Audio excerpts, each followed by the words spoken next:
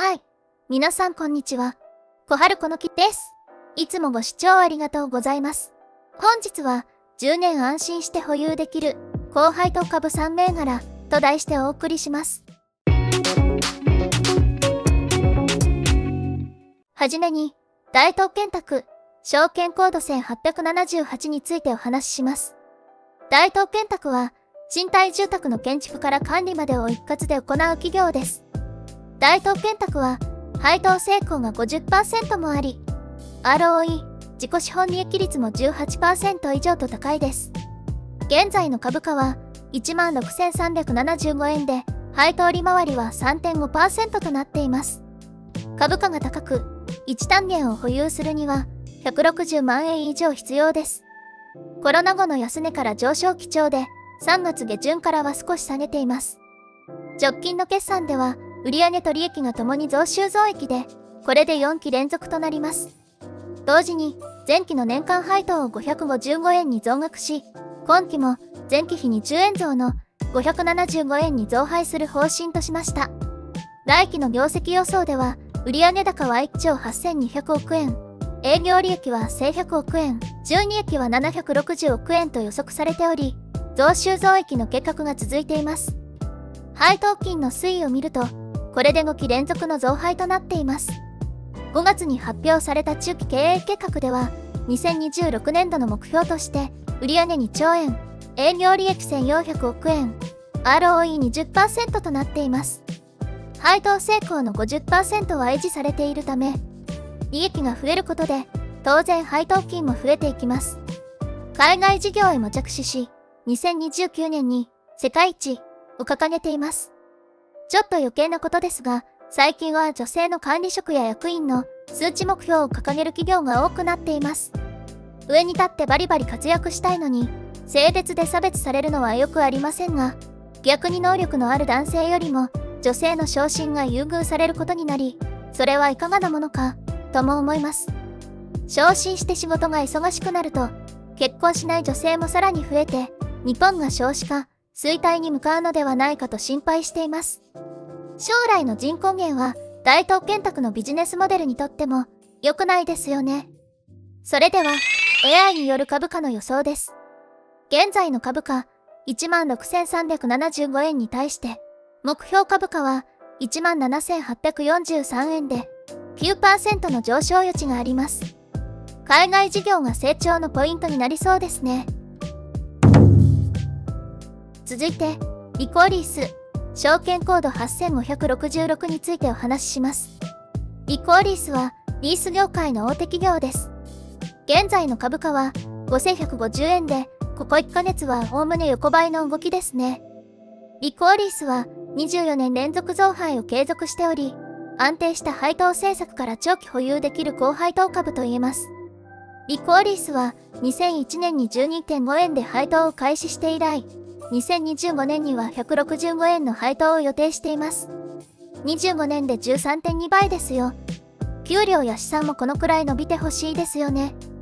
直近の決算では売上高は増加しましたが、営業利益や経常利益は減益で、特別損失の計上が影響して、最終利益は 24% の減益でした。それでも次期の配当金は増配して165円の予想がされています。また、配当成功については、現在の 30% から2026年には 40%、2030年には 50% に上げていくそうです。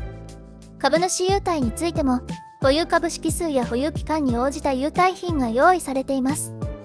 100株はクオカード2000円ですが、3年以上で5000円まで拡充されます。300株ではカタログギフトとなり、5000円相当から3年以上で1万円相当になります。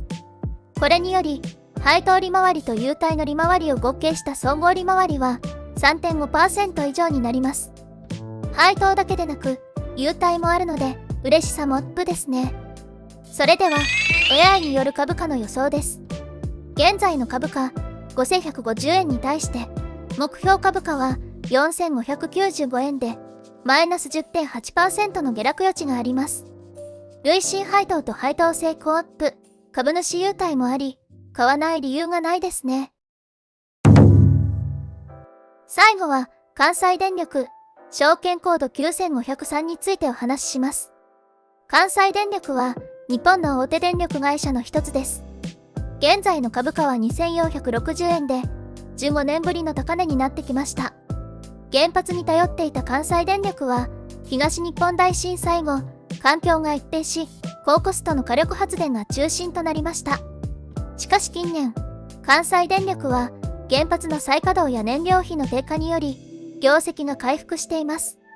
今期の純利益は4418億円と過去最高益を更新しました。来期の純利益予想は2600億円で、今期の半分近くに減りますが、それでも過去2番目の利益となる見込みです。配当についても、来期の配当金が10円増の60円に増配される予定です。株主還元方針としては、安定配当の維持が変わらず掲げられており、今後も安定した配当が期待されます。将来の日本国内では、データセンターや再生可能エネルギー関連の施設の建設ラッシュにより、電力需要が増加する見込みです。個人的にはやらなくてもいいと思っている大阪万博も予定されていますので、影響があるかもしれません。本当のところ、ここでは中部電力、証券コード9500にを押したいんですよ。個人的にも保有していますが、2つほど懸念があるんですよ。1つは東京電力からのご利用しで設立された火力発電部門の合弁企業、ジェラです。これをきっかけに、最終的には本体同士の統合があるんじゃないかと心配しています。福島原発の保証問題を抱えた東京電力との統合は中部電力にとっては厄介ですよね。もう一つは浜岡原発がいつまで経っても再稼働できないんですよ。こちらはあのリニアを止めていた川勝知事が辞職したので、今後良い方向に進むのではと期待しています。それでは AI による株価の予想です。